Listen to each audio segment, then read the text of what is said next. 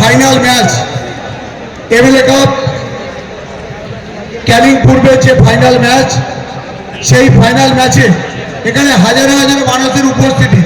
কিন্তু আমরা জানি যে আজকের এই ম্যাচে ম্যান অফ দ্য ম্যাচ এবং আমাদের মধ্যে মধ্যমণি, আমাদের অত্যন্ত প্রিয় এবং আমার বিশেষ করে আমার দাদা এবং আপনাদের নয়নের মণি বিধায়ক শওকত মোল্লা সাহেব, উনি হচ্ছে আজকের এই ম্যাচ বলুন, আজকের টুর্নামেন্ট বলুন, তিনি হচ্ছে আমাদের ম্যান অফ দ্য ম্যাচ এবং তিনি আমাদের মধ্যমণি।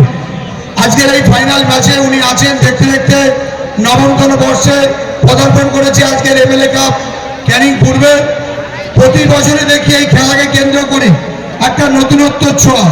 এবছরও ফাইনালে উপস্থিত হয়েছেন আমাদের চলচ্চিত্র জগতের অত্যন্ত প্রিয় নায়ক অঙ্কুশ হাজরা, এবং মঞ্চে উপস্থিত আছেন বিশিষ্ট ব্যক্তিবর্গরা আছেন, বিভিন্ন থানার আইসি আছেন, ওসি সাহেবরা আছেন, এসডিপিও ক্যানিং আছেন, বিডিও সাহেবরা আছেন, সরকারি আধিকারিক আছেন, জনপ্রতিনিধি আছেন, এবং সর্বোপরি আজকের এই টুর্নামেন্টের ফাইনাল দেখতে আসা হাজার হাজার দর্শক।